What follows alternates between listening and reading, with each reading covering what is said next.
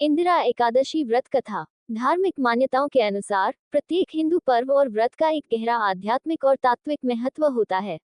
प्रत्येक व्रत से जुड़ी हुई कथाएं न केवल धार्मिक दृष्टि से प्रासंगिक होती हैं, बल्कि यह मानव जीवन के पथ प्रदर्शक भी होती हैं। इस दृष्टि से इंदिरा एकादशी का व्रत विशेष महत्व रखता है। इसे पितृ एकादशी भी कहा जाता है और इसका संबंध पितरों की तृप्ति, उनके आशीर्वाद और आत्मा की शांति से होता है। इंदिरा एकादशी का व्रत मुख्य रूप से उन पितरों के लिए होता है जिन्होंने इस जीवन में अपने पुण्य कर्म किए हैं और जिनकी आत्मा की शांति की आवश्यकता है।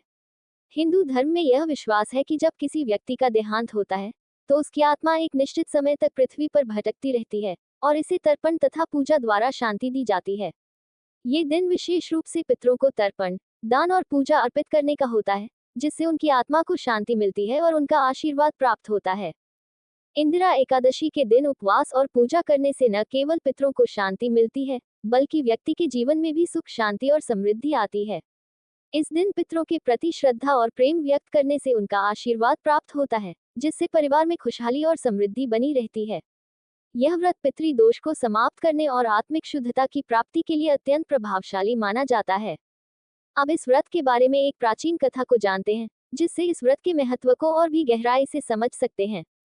बहुत समय पहले की बात है। एक छोटे से गांव में एक ब्राह्मण परिवार निवास करता था। उस परिवार का नाम कृष्ण वर्मा था। कृष्ण वर्मा और उनका परिवार अत्यंत धार्मिक और ईश्वर के प्रति समर्पित था।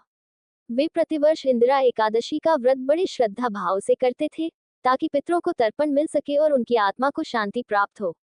कृष्ण वर्मा का एक बेटा था, जिसका नाम राजू था। राजू बचपन से ही बहुत शांत और धर्मनिष्ठ था। उसने बचपन में अपने माता पिता से जो भी धार्मिक बातें सुनी थी, उन्हें अपने जीवन में उतारने की कोशिश करता था। वह नियमित रूप से पूजा, पाठ और व्रत करता था। लेकिन जैसे जैसे वह बड़ा होता गया, उसके मन में कुछ सवाल उठने लगे। उसने अपने पिता से पूछा, पिताजी, आप हमेशा पितरों के तर्पण और इंदिरा एकादशी के महत्व के बारे में बताते हैं, लेकिन क्या पितर सच में हमारे जीवन में मदद कर सकते हैं? क्या वे हमारे दुखों को दूर कर सकते हैं? कृष्ण वर्मा ने हंसते हुए कहा, बिल्कुल बेटा, पितर हमारे जीवन में हमेशा हमारी रक्षा करते हैं। उनके आशीर्वाद से ही हम सुखी रहते हैं। जब तुम उनका सम्मान और पूजा करते हो, तो वे तुमसे प्रसन्न होते हैं और तुम्हारे जीवन में सुख, शांति और समृद्धि लाते हैं। लेकिन इस व्रत के महत्व को समझने के लिए तुम्हें इसे अनुभव करना पड़ेगा। राजू को ये समझ में आ गया, लेकिन उसके मन में एक सवाल और था। उसने पूछा, पिताजी, क्या इस व्रत के बारे में कोई कथा है जिससे मैं इसके महत्व को और अच्छे से समझ सकूं? कृष्ण वर्मा ने कहा, बिल्कुल बेटा, इस व्रत के बारे में एक प्राचीन कथा है। ये कथा भगवान श्री कृष्ण से जुड़ी हुई है। सुनो, जब तुम इसे जानोगे, तो तुम्हारा विश्वास और भी मजबूत हो जाएगा। बहुत समय पहले की बात है। एक महान राजा थे, जिनका नाम महाप्रताप था। वह अत्यंत शक्तिशाली और धर्मनिष्ठ राजा था। राजा महाप्रताप का राज्य बहुत बड़ा था और उसमें समृद्धि और खुशहाली थी। वह प्रतिवर्ष अपने पितरों का तर्पण और पूजा बड़े श्रद्धा भाव से करता था, ताकि पितरों की आत्मा को शांति प्राप्त हो और उनका आशीर्वाद उसे मिले। राजा महाप्रताप का राज्य खुशहाल था, लेकिन एक दिन कुछ अजीब घटनाएं घटी। राजा महाप्रताप को अचानक महसूस हुआ कि उसके पितरों की आत्मा भटक रही है। वह उनकी आत्मा को शांत नहीं कर पा रहे थे। पितरों की आत्मा के शांति के लिए राजा महाप्रताप ने कई उपाय किए, लेकिन स्थिति में कोई सुधार नहीं हुआ। इसके बाद उसने अपने मंत्रियों और ब्राह्मणों से पूछा कि पितरों की आत्मा को शांति कैसे मिलेगी। गुरु ने राजा से कहा, राजा महाप्रताप, तुम्हारे पितरों की आत्मा को शांति के लिए एक विशेष व्रत की आवश्यकता है। यह व्रत इंदिरा एकादशी के नाम से प्रसिद्ध है। इस दिन विशेष रूप से पितरों का तर्पण और पूजा करनी चाहिए। इस व्रत को विधिपूर्वक करने से तुम्हारे पितरों की आत्मा को शांति मिलेगी और तुम्हारे राज्य में खुशहाली बरकरार रहेगी। राजा महाप्रताप ने गुरु की बात मानी और इंदिरा एकादशी के दिन व्रत करने का संकल्प लिया। उस दिन उसने उपवासी रहते हुए विधिपूर्वक पूजा की। उसने पितरों के लिए तर्पण किया और अपने राज्य के ब्राह्मणों को दान दिया।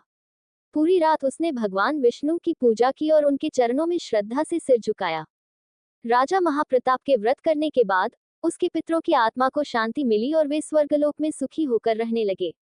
राजा महाप्रताप ने देखा कि उसके राज्य में अचानक से समृद्धि और खुशहाली फैल गई। उसके राज्य की सीमाओं में कोई भी दुष्कर्म नहीं हुआ और लोग शांति से रहने लगे। राजा महाप्रताप ने अपने पितरों का आशीर्वाद प्राप्त किया और उसके राज्य में हर जगह समृद्धि और शांति फैल गई। लोग उसकी श्रद्धा और धर्मनिष्ठता को देखकर उसे आदर्श मानने लगे। राजा महाप्रताप का व्रत और उसकी भक्ति का प्रभाव इतना बड़ा था कि उसने न केवल अपने पितरों को शांति दी, बल्कि अपने राज्य को भी खुशहाल बना दिया। राजा महाप्रताप के पितर उसे आशीर्वाद देने के लिए आए और उन्होंने कहा, पुत्र, तुमने इस व्रत को बड़े श्रद्धा भाव से किया, जिससे हम शांति से स्वर्ग में निवास कर रहे हैं। तुम्हारी भक्ति के कारण तुम्हारे राज्य में भी सुख शांति रहेगी। इस कथा से हमें ये शिक्षा मिलती है कि इंदिरा एकादशी का व्रत पितरों के लिए अत्यंत महत्वपूर्ण है। इस व्रत को करने से पितरों की आत्मा को शांति मिलती है और उनके आशीर्वाद से जीवन में सुख, समृद्धि और शांति की प्राप्ति होती है। पितरों के तर्पण और पूजा के माध्यम से उनके साथ जुड़ाव और श्रद्धा का अनुभव होता है। इंदिरा एकादशी का व्रत न केवल पितरों के लिए है, बल्कि यह व्यक्ति के आत्मिक विकास के लिए भी लाभकारी है। इस व्रत को करने से न केवल पितरों की आत्मा को शांति मिलती है, बल्कि जीवन में भी सुख शांति और समृद्धि का वास होता है। इंदिरा एकादशी का व्रत न केवल पितरों के प्रति श्रद्धा और प्रेम को प्रकट करने का एक अवसर है, बल्कि यह हमारी आत्मा के शुद्धिकरण और आत्मा की उन्नति के लिए भी अत्यंत महत्वपूर्ण है। जब हम इस व्रत को पूरी श्रद्धा और समर्पण के साथ करते हैं, तो हमारे पितरों के साथ साथ हमारे जीवन में भी सकारात्मक बदलाव आते हैं।